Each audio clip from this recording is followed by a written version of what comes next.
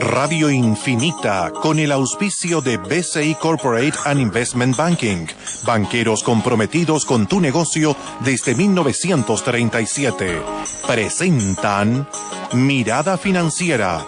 La periodista Paulina Yarur analiza los principales hechos que mueven a los mercados financieros de Chile y el mundo. ¿Cómo están? Bienvenidos. Comienza Mirada Financiera en el día de hoy, centrando nuestra perspectiva en la construcción. Un mercado muy importante, un sector muy pujante en nuestra economía. Vamos a ver cuáles son las proyecciones para este 2016, cómo ha venido esta escalada de boom inmobiliario, pero ¿qué pasa con otros proyectos? ¿Qué pasa con la construcción en sí? Se lo vamos a preguntar a Javier Hurtado, gerente de estudios de la Cámara Chilena de la Construcción. Javier, ¿cómo estás? Bienvenido. Hola, Marina, ¿cómo estás tú? ¿Por qué digo este boom? Porque la verdad que si uno se fija en los titulares de los distintos diarios, habla compras sin IVA impulsaron ganancias de constructoras inmobiliarias durante el 2015. Habla de ganancias históricas, pero a mí me gustaría precisar en una frase que tú siempre repites y que tiene que ver con el ritmo de crecimiento del sector, que en promedio ha sido menor desde el año 2013. Claro, menor, el promedio es 4,5%, la verdad que ha sido menor que eso. Ahora, cuando hablas de las ganancias del sector inmobiliario y lo bien que le ha ido al sector inmobiliario, creo que es cierto eso, pero hay que entenderlo en el contexto de lo que es la actividad de la construcción. La actividad es mucho más amplia que eso. De hecho, del 100% de la construcción, el 70% es no inmobiliario. Y el 30% inmobiliario. Y en el lado no inmobiliario que están los grandes proyectos, la minería, los proyectos energéticos, los proyectos industriales, los centros comerciales, las oficinas. En esa área la construcción ha ido cayendo fuertemente el año pasado y este año ha partido también mal.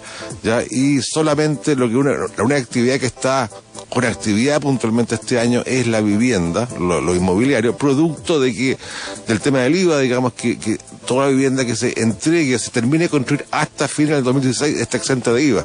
Y eso hace que hay mucha actividad hoy día que tiene que terminarse antes de fin de año. Y eso hace que la actividad todavía siga siendo buena, pero no creciente. Bueno, no creciente en el sentido de que se está haciendo los proyectos que están ahora en curso, pero no hay nuevos proyectos. No hay nuevos proyectos. Y esa es un poco la idea y ese es un poco el sentir del sector, en el fondo, del cual tú estás conversando, que tiene que ver con que no hay proyectos nuevos. Por ejemplo, si uno analiza todo lo que son las perspectivas o la confianza en el sector construcción ha ido bajando. ¿Qué pasa con la compra de materiales? Yo creo que esos son indicadores que son muy decidores de lo que vive y cuál es la realidad del sector. Así es. O sea, claramente la confianza está baja. Yo creo que la más baja entre todas las empresas, digamos, entre todos los empresarios. Ya, como tú dices, las ventas de materiales en general, sobre todo de obra, han ido cayendo, ¿ya? Y eso refleja justamente que lo que hay en construcción no es obra gruesa, ¿ya? Es más bien mediado o terminaciones. Y eso refleja justamente que son viviendas o edificios que se van a construir y se van a terminar este año. Yo creo que acá el tema de fondo, yo insisto, en la construcción tiene que ver con la inversión en general de la economía. Y la inversión, porque piensa tú que todo lo que invierte la economía, ya el 65% va a construcción, ¿ya? Y mientras la economía, o sea, todos los otros sectores productivos no estén invirtiendo, obviamente lo que está pasando es que no están construyendo. Y eso la verdad que es lo complejo que hemos visto. La actividad del año pasado, nosotros le estimamos que cayó un 0,6%, y este año la verdad es que estamos mirando que como actividad de construcción vamos a estar más cerca de cero, digamos, no crecimiento. Ni siquiera cercano al producto que sinceró el Banco Central hace algunos días. Me refiero a la construcción. Como economía, nuestra proyección está entre básicamente 1 punto y 1,5 puntos de crecimiento. No creo que más que eso. En la parte baja del IPOM. En la parte baja del IPOM. Ya, y creo que eso lo confirman varios economistas, digamos, que están en la parte baja del IPOM. Y lo fregado que el año que viene también se ve un año que ya partió con una proyección entre 2 y 3%. O sea, que no es tan maravillosa. No es tan maravillosa en un mundo que está creciendo al 3%. O sea, la verdad que cuando tú creces menos que el mundo, te estás alejando ya de los países que quieres llegar a ser, digamos, ¿ya? Hurguemos un poco en lo que significa esta sensación de pesimismo, en este indicador de confianza de empresarios de la construcción que está aún en la zona pesimista, por ejemplo, ya en enero del 2016 en 33,3%. Hurguemos un poco en eso. ¿Qué está pasando en materia de construcción? ¿Hay falta de financiamiento de los proyectos? ¿Hay una escasez de crédito en esa línea? ¿Hay una sensación de que la oferta va a comenzar a ser, una vez, por ejemplo, en el caso específico de las viviendas, a ser mucho más limitada con respecto a lo que era con IVA y sin IVA? Hay varios factores. Uno, en el 50% de la actividad, el tema de fondo es que no hay inversión. Y tú ves que no hay inversión industrial, no hay inversión en otros sectores, y eso representa el 50%. En un 20% adicional, tú has visto que el presupuesto público, de obra pública, ha ido cayendo. Ya ha ido bajando este año, por supuesto, menor que el año pasado. Incluso ahora el ministro de Hacienda ajuste, mayor ajuste. Adicional, es menor, pero hay un ajuste adicional, o sea, también ha ido cayendo. Y en el lado del 30%, que es el lado de la vivienda, claramente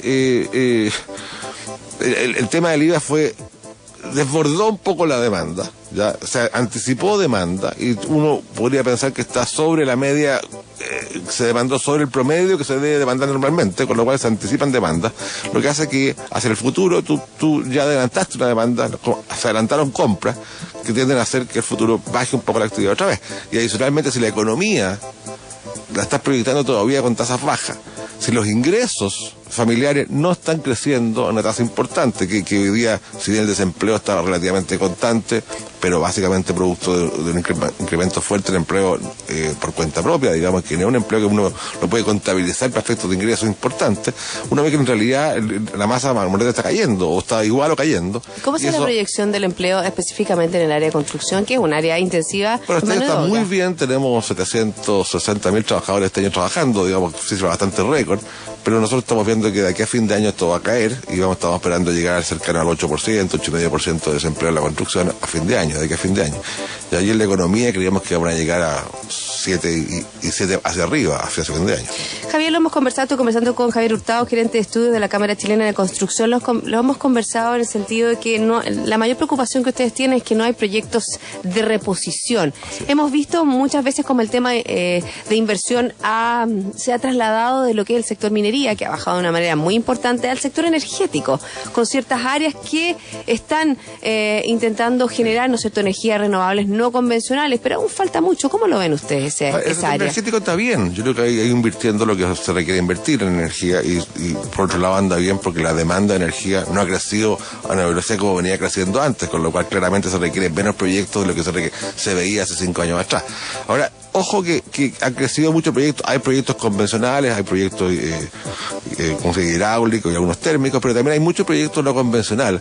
El proyecto no convencional, desde el punto de vista de la construcción, son montajes nomás, porque son puro equipo y montaje, con lo cual desde el punto de vista de mi actividad constructora no es una actividad tan relevante, digamos. Los intensivos para ustedes, por ejemplo, son las grandes termoeléctricas, las grandes hidroeléctricas. Las hidroeléctricas son tremendamente importantes, son tremendas obras, digamos, ¿ya? ¿Y eso en papel no hay mucho de aquí en el horizonte al corto plazo? No hay mucho, no. Y además no se requiere. Si tú sacas hoy día cuál es la necesidad de energía para los próximos 10 años, te das cuenta que la inversión necesaria es bastante menor. ¿Por qué? Porque se han producido proyectos, por un lado, y segundo, porque la demanda ha crecido muy poco, se está creciendo a tasas del 1 o 2% anual, menos que el crecimiento del PIB, entonces claramente eso lo que hace es que tengas energía. Otro de los temas que estábamos hablando cuando vemos, ¿no es cierto?, una situación ya más bien en luz amarilla de la construcción, tiene que ver con el acceso al crédito, que estaba leyendo que baja, lo que limita nuevos proyectos de inversión en este 2016. Hay dos temas. El acceso al crédito para los inmobiliarios estaba más duro, digamos. Yo creo que en general para todos los empresarios estaba más duro el acceso a crédito, y en particular en el caso de las personas, ya si miramos los últimos, no sé, 20 meses, 25 meses, tú ves que en los informes del Banco Central se dice claramente que está más restrictivo hacia las personas. Y adicionalmente, acuérdate que partió este año una nueva norma de provisiones bancarias, que lo que hace de alguna forma es que el banco va a tener que provisionar más, y en especial si presta más allá del 80%.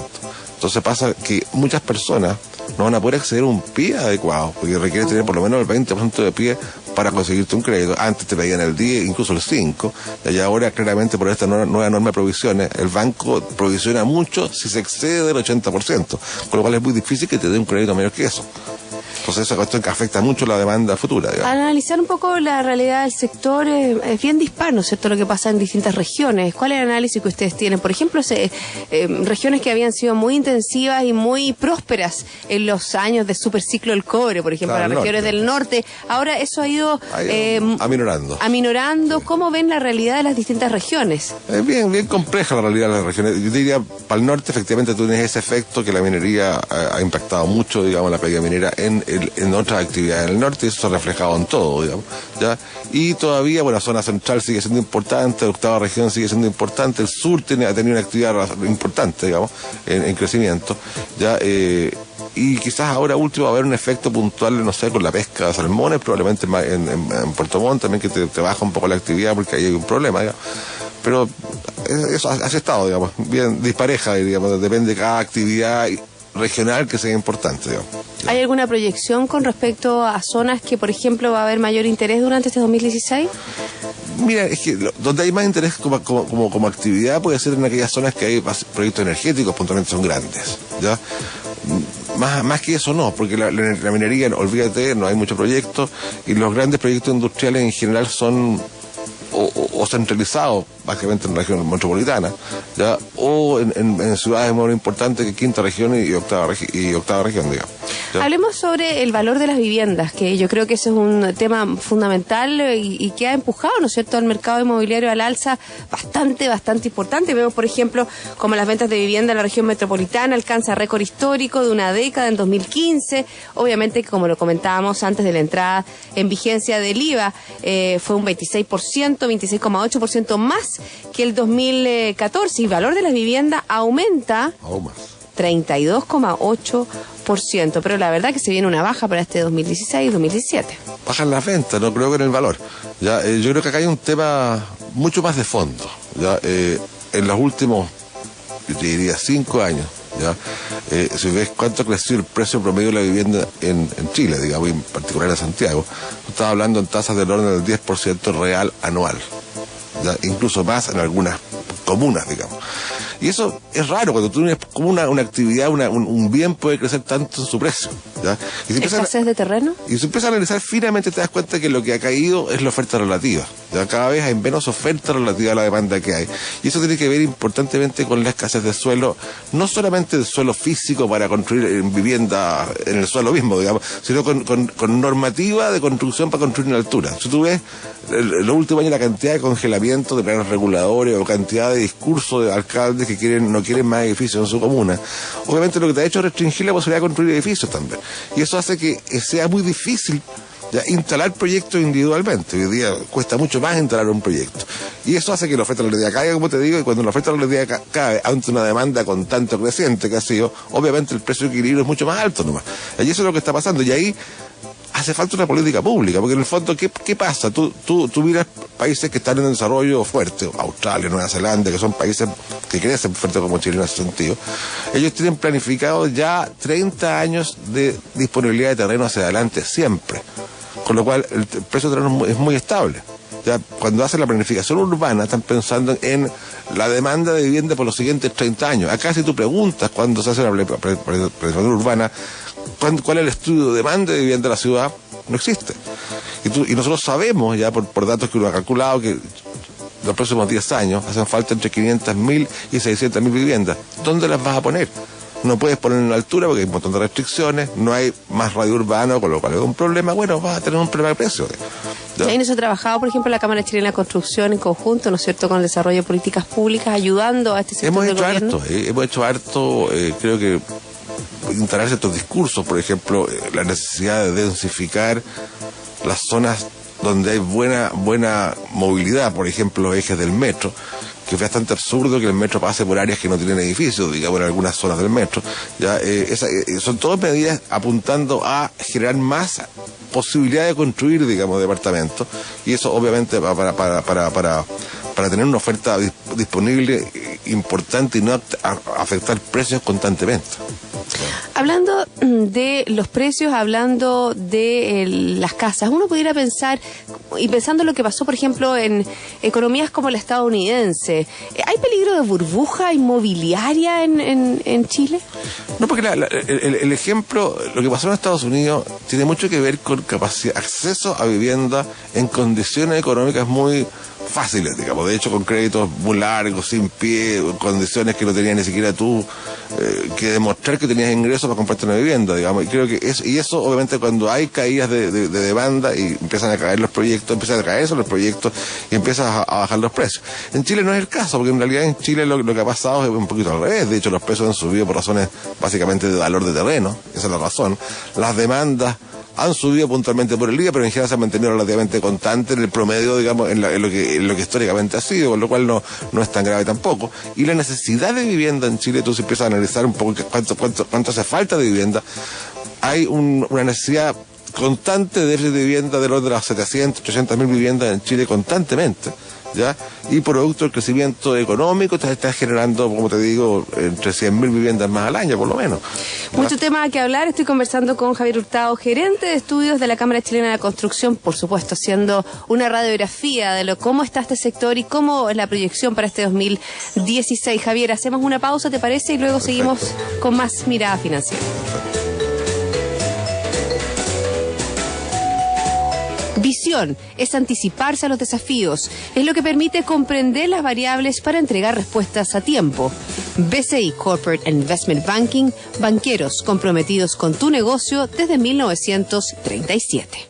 El rugido de un león puede escucharse a más de 8 kilómetros de distancia. Eso es liderazgo. En BCI Corporate and Investment Banking somos diferentes y eso está en nuestra naturaleza. Por eso llevamos casi 80 años junto a nuestros clientes, demostrando nuestro liderazgo. BCI Corporate and Investment Banking. Banqueros comprometidos con tu negocio desde 1937. Banco BCI es agente comercializador de cuotas de fondos administrados por BCI Asset Management. Infórmese sobre la garantía estatal de los depósitos en su banco o en www.sbif.cl. Antes de contratar, informes en www.bci.cl. Equipo es buscar soluciones en conjunto cuando los talentos actúan con un objetivo común. BCI Corporate Investment Banking, banqueros comprometidos con tu negocio desde 1937. Seguimos aquí en Mirada Financiera conversando sobre la industria que tiene que ver con la construcción, la edificación, la planificación urbana. Por eso está con nosotros Javier Hurtado, gerente de estudios de la Cámara Chilena de la Construcción. Javier, tocamos un tema bien interesante durante el segmento anterior. Me gustaría que profundizáramos lo que tiene que ver con la planificación urbana. ¿Cómo se generan las condiciones para que una ciudad tenga un desarrollo acorde a sus necesidades y no se genere, ¿no es cierto?, esta asimetría entre las distintas, por ejemplo, comunas? Ese es un tremendo tema hoy día. Yo creo que recién se le está dando algo más de importancia a ese tema y hay bastantes grupos de trabajo a nivel de gobierno y otras partes viendo cómo abordar el tema. Acá el tema de fondo es que las ciudades, todos sabemos que se producen economías de aglomeración, digamos, y hay razones por las cuales las ciudades crecen, digamos, que es justamente porque la gente quiere irse a vivir en la ciudad, porque ahí está mucha actividad, y ahí están sus sueños, ahí están muchas posibilidades. Ahora, el mundo y los países que crecen, porque es re difícil mirar Europa, de repente hay que mirar países que estén en tasas de crecimiento como las nuestras. Uno se empieza a dar cuenta que los modelos de planificación han cambiado. Primero, parten de estudios de demanda importantes de vivienda poblacionales, digamos, en las ciudades. Y consideran desde el principio que efectivamente va a haber una demanda importante de vivienda, por lo cual lo que hacen es planificar anticipadamente dónde va a crecer la ciudad y cómo va a crecer la ciudad, hacia qué barrios, y van generando los ejes estructurales de la ciudad y van generando las posibilidades de terreno y posibilidades de normativa para que se construyan esas ciudades. Y eso lo miran con visiones largas, se están mirando siempre 20, 30 años, no menos que eso, ¿ya? Y en ese sentido va generando una oferta posible desde mucho antes, porque hay terrenos, porque hay dónde hacerlo. Eso con respecto a la oferta, Javier. ¿Qué pasa con respecto, por ejemplo, a la forma de materializar esa oferta? ¿Qué pasa con el tema de las concesiones? Que fue un modelo bastante exitoso, por ejemplo, en el desarrollo de nuestro país, en todo lo que son las carreteras. Si uno visualiza, ¿no es cierto?, con países vecinos que no tienen un sistema basta mirar, por ejemplo, lo que sucede, cómo son las carreteras en Perú, cómo son las carreteras incluso en Brasil, un país que es una potencia de la región que no ha desarrollado bien ese tema. Bueno, creo que es fundamental desde el punto de vista de los ejes. O sea, claramente el sistema de concesiones de inversión pública, de inversión de uso público, es un sistema que ha aprobado muchos países ya, Inglaterra primero, Canadá, Australia otra vez lo mismo, ser súper exitoso, porque en realidad lo que hace es llevar de alguna forma al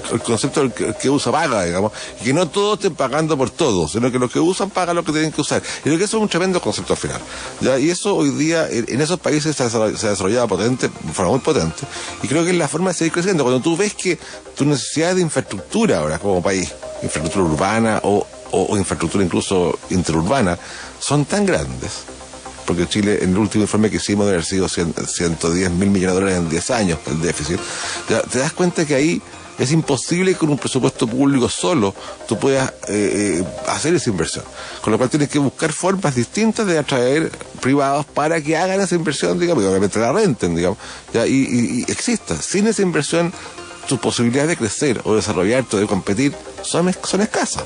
O sea, hoy día la movilidad de la carga o de las personas es tremendamente relevante desde el punto de vista de un país lejano como Chile respecto a los mercados, ¿ya? Y con lo cual debe ser muy eficiente eso. Si eso no es eficiente, ¿cómo compites tú con tus productos en mercados súper lejanos? O sea, claramente ahí las concesiones pasan a ser una herramienta fundamental. Y lamentablemente en Chile acá se ha politizado ese discurso. De hecho, tú ves que los hospitales, por ejemplo, que era tremenda necesidad en Chile, tremenda necesidad, hoy día como que está vetado el tema de la concesión para los hospitales, lo cual es bastante absurdo. Es un poco, ¿ya?, ahí el lenguaje, la comunicación entre los entes públicos y privados, y como tú también decías, la planificación urbana como una política pública. Una política pública, lógico. Es que tiene que ser una política pública. Una política de ciudad, de territorial importante, no de comuna en particular, es territorial, es global. Tiene que haber autoridades adecuadas. Te cuento, hicimos un estudio hace 3 años atrás, que lo presenté en un seminario, en que mostrábamos que los proyectos medianamente grandes en Santiago, por ejemplo, tenías entre 70 y 90 distintas autoridades a la cual pedirle algún tema de permiso. Entonces es bastante absurdo que un proyecto se converjan tantas autoridades distintas que tienen visiones distintas. No hay una visión de ciudad, no hay un alcalde mayor, no hay alguien que concentre la visión de transporte, la visión de calle, transporte, en una sola mano. El Ministerio de Transporte toma decisiones, Obras Públicas toma otras decisiones, y no conversan de verdad. O sea, hay algunas coordinaciones hoy día.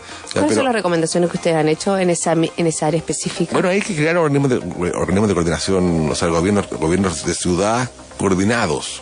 Probablemente es muy difícil crear un alcalde mayor por un tema legal, digamos, en Chile, como están las atribuciones de cada ministerio y de cada alcalde puntualmente.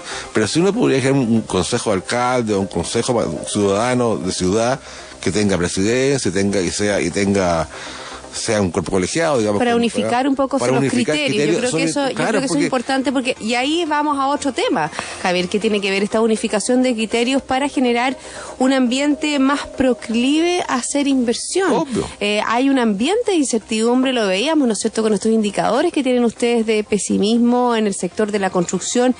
¿Y cuáles son los principales factores que generan esta incertidumbre? Como dices tú, uno es la falta de uniformidad de criterios. Claro, pero bueno, eso es una cosa ya en lo micro, como estás planteando tú, falta de unicidad de criterios, falta de visión global, son visiones muy... El alcalde una piensa de una forma y en la intercomuna se producen un montón de problemas porque el alcalde del lado piensa distinto, entonces en el fondo los proyectos no tienen continuidad muchas veces. Pero que hay un tema, pero quizás...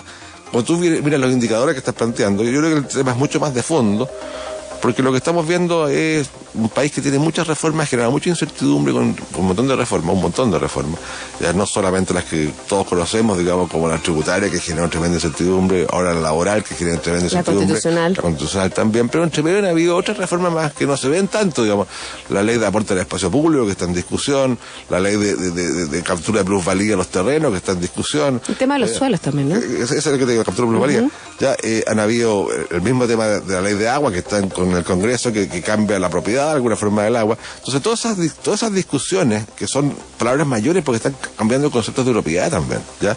Obviamente generan tremenda incertidumbre en inversionistas. O sea, ¿por qué vas a invertir tú si mañana no sabes cómo va a ser tu régimen de propiedad puntualmente en algunas cosas? Por ejemplo, el agua para un agricultor.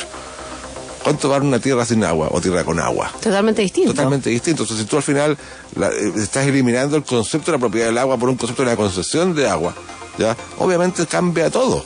Bueno, y también tenemos la reforma tributaria, ¿no es cierto?, que si bien les dio, como dices tú, a las inmobiliarias distinto a la construcción, un veranito de San Juan, obviamente que esas condiciones ya comienzan a ser totalmente distintas a partir del 2017. ¿Por las tributarias o todo por las laborales? Estoy hablando primero de las tributarias y después vamos a hablar sobre cómo les pega a ustedes también las reformas laborales. Ya partió lo del IVA, ya 2017 parte el IVA, ya es otro escenario distinto ya con IVA, ya es otra curva de demanda puntualmente con un IVA distinto, porque es un sobreprecio adicional importante, ¿ya? Y claramente afecta hacia adelante. ¿ya? Hablemos de las laborales, que también sabemos que construcción es intensiva, ¿no es cierto?, en contratación, en mano de obra, en uso de mucho personal, lo comentábamos antes, Javier. ¿Qué pasa con las reformas laborales? ¿Qué pasa con esta negociación interempresa que se está discutiendo dentro del Parlamento? Pues ahí estamos bien complicados. Yo te diría, si tú analizas qué ha pasado, cómo es la actividad de la construcción, ya tú te das cuenta que cómo se construye básicamente lo que se llama contratos por hora faena. ¿Y qué es lo que es un contrato por hora faena? Es un contrato corto en general. Los trabajadores de la construcción tienen contratos cortitos que duran entre 3 meses y 6 meses, eso es lo que dura un contrato. Y tú negocias cada vez que generan estos contratos, negocias con tu gente para un contrato nuevo, digamos, cada 3 meses están negociando. Ahora, si tú me metes entre medio de esa negociación de un equipo de corto plazo, una posibilidad de negociación colectiva, ¿ya? Entre medio, en esos 3 meses, y yo estoy amarrado como constructor a un contrato subalzada que no puedo variar ni los plazos ni los montos, obviamente estoy en un zapato chino. Entonces ahí hay una discusión compleja respecto a cómo se va a abordar la negociación colectiva en pequeñas empresas, sobre todo por hora faena, que son cortas en el tiempo, y se le mete este ruido que todavía no está claro, que es que tú vas a negociar en parte con un sindicato entre empresas. Ahora, eso es bien complejo porque la realidad de la construcción es una actividad de edificios, digamos, es artesanal. Y es distinta. También el contrato a plazo fijo, es otra la realidad. Es otra realidad, son contratos cortos, plazo fijo, hora y faena, actividad artesanal. El contrato de la constructora en general, si tú me contratas a hacer una casa, ya va a ser un contrato que se llama un contrato subalzado. O sea, yo te digo, va a costar 100 tu casa y yo no puedo variar eso. 100 y en un plazo. Y eso, si ves los contratos públicos, son súper duros en plazo y en costo, con lo cual, si tú me agregas además una posibilidad de discusión interna con un sindicato entre medio, obviamente lo que estás produciendo es una dificultad muy grande de cumplir con un contrato. Entonces es bien difícil lo que está pasando ahí. Ahora no sé cuál va a ser la solución final. Ya eso está todavía para mixta, va a pasar la discusión de las interempresas, sobre todo las pequeñas y medianas empresas, las muy pequeñas y pequeñas, digamos. Y eso estamos esperando que ver qué ocurra ahí, digamos. Javier, en este escenario, en un escenario donde la economía está creciendo menos, en un escenario de mayor incertidumbre, ¿cuál es la visión que tiene la Cámara Chilena de la Construcción para este 2016? Me imagino que ustedes están proyectando cómo hacer frente, ¿no es cierto?, cómo prepararse, porque uno cuando viene un periodo más complejo, uno se prepara, uno es capaz de optimizar recursos, es capaz, ¿no es cierto?, de ser más eficientes. ¿Cómo lo ven ustedes? A ver, cuando no crece la actividad, quiere decir que la actividad está relativamente constante, con lo cual lo que se ve en las empresas que están hoy día con actividad es tratar de mantener las pegas que tienen, digamos, ya y de alguna forma producir las mejores reducciones posibles de costo y trabajar bien la actividad que tú ya tienes. Acá no estamos cayendo, estamos constantes. Ahora, en el caso de la edificación, que efectivamente puede ir cayendo puntualmente, ahí lo que tú estás viendo es que cómo actúo como inversionista y como inmobiliario es no partir proyectos. O sea, no iniciar obra. Yo puedo, cada vez que tengo un permiso de construcción, yo puedo durarme hasta 3 años en partir. ¿Es el sentimiento ¿Ya? que existe en materia de construcción? ¿No partir proyectos? No partir todavía. O sea, la verdad es que no tiene ningún sentido partir cuando tú tienes una oferta importante que va a estar disponible de aquí a fin de año también. Si bien muchas de eso está vendido, probablemente, dado las condiciones crediticias que tú mismo mencionaste antes, van a haber desistimientos. O sea, gente que se inscribió en una vivienda, pagó el 10%, lo que sea, y cuando empieza a recibir su vivienda, va a ir al banco, probablemente no le dan el crédito, cualquier cosa puede pasar, con lo cual van a haber desistimientos puntualmente. No creo que sea tan grave, pero van a haber. No es tan grave porque esas casas están sin IGA, yo creo que ese es el tema. Pero va a haber una reposición de venta ahí con esos desistimientos puntualmente. Entonces todos ven que hay un mercado todavía de bastante vivienda en el mercado en sí. Entonces, ¿para qué tú anticipar proyectos que van a empezar a vender ya el 2017-2018 con IVA, cuando en realidad ni siquiera tienes claro qué va a pasar? O sea, claramente ves que la economía, que los drivers económicos no son los más potentes que hay, porque no sube el ingreso en general, y no se ven potentes ni este año ni el próximo. Con lo cual tú dirías, entonces, mejor bajo mis inicios de obra, parto. Además, yo creo que aprendieron los constructores en la crisis anterior. ¿Y qué aprendieron? Que les conviene vender mucho más en verde. O sea, en el fondo, iniciar proyectos. Financiar el proyecto, claro, que están construyendo. Entonces, de hecho, tú ves los últimos 3 años, el porcentaje de venta en verde es el 85%. ¿Ya? Y el 15% se vende terminado. Claramente, ¿eso qué implica? Que ante esta actividad la gente no inicia obra hasta que tenga vendido en blanco un porcentaje importante. Y de ahí parte una obra y empieza a vender en verde, y esa es la forma de vender. Pero se genera un círculo vicioso más que virtuoso, porque obviamente que si espero vender y la gente no tiene ganas de comprar, obviamente que se genera ese estancamiento del cual estamos hablando. Baja la actividad, entonces no construye, ¿no? Bajas tu inicio de una obra. Las grandes empresas tienen varios proyectos, entonces minimiza el número de proyectos finalmente. ¿Hacia dónde están mirando ustedes como Cámara Chilena de Construcción? Porque estábamos viendo, por ejemplo, que el gobierno ya ha anunciado un plan de mejoramiento de carreteras que contempla una inversión de 908 millones de dólares, son 398 obras en los próximos 5 años, que se puede ser un aporte importante a la construcción. ¿Hacia qué áreas están viendo ustedes? Sabemos, ¿no es cierto?, que el 70% para ustedes son grandes construcciones, no vivienda. Ahora, esto que anuncia el gobierno es básicamente infraestructura, ya que es un 20% de la actividad, infraestructura de uso urbano, de uso interurbano y urbano. Ya, claramente, si tú miras 900 millones de dólares en 5 años, repartidos en 5 años, no es una gran noticia. Además, ninguno de esos proyectos anunciados es nuevo, son proyectos que los conocemos desde el año 2006 y que se han ido postergando de alguna forma su ejecución, hasta ahora que hay un anuncio puntual de hacerlo. Fantástico que se haga. Si yo creo que todo lo que vaya en mejora de un problema que tú estás viviendo todos los días tú misma, que son tremendas congestiones en todo tipo de servicios a esta altura, ya todas estas mejoras que se pueden hacer para aliviar un poco ese problema, bienvenidas sean, ¿ya? Y ojalá se haga lo antes posible, pero eso obviamente produce un efecto menor todavía en cuanto al total que se debe invertir en Chile anual. Pero ustedes piden mayor compromiso, yo creo que ese es el gran mensaje. Acá se deberían invertir 5% del PIB aproximadamente en infraestructura en Chile. Y la verdad que se invierte en total 2,5 del Estado, 1 privado en historia, que las concesiones debería aumentarse mucho eso para poder lograr en el fondo disminuir los déficits que hay. Ahí se pide mucho compromiso, exactamente, ahí hay que tener un compromiso de largo plazo en qué queremos en Chile los próximos 20 años, y para eso cómo llegamos a eso, qué inversión tenemos que hacer. Porque si no, al final, ¿qué pasa? Lo que vivimos ahora, que todas las actividades, las carreteras congestionadas, el metro congestionado, los puertos con problemas, los aeropuertos con problemas, y eso la verdad que te restringe tu posibilidad de crecer. Y ahí está la visión de largo plazo, que es en fondo lo que los distintos sectores están visualizando para nuestra economía. Javier Hurtado, gerente de estudios de la Cámara Chilena de la Construcción, gracias por haberme acompañado en el día de hoy en esta mirada hacia la construcción que hizo nuestro programa Mirada Financiera. Gracias a ti, Paulina. Y a todos ustedes, la invitación es a continuar en Radio Infinita.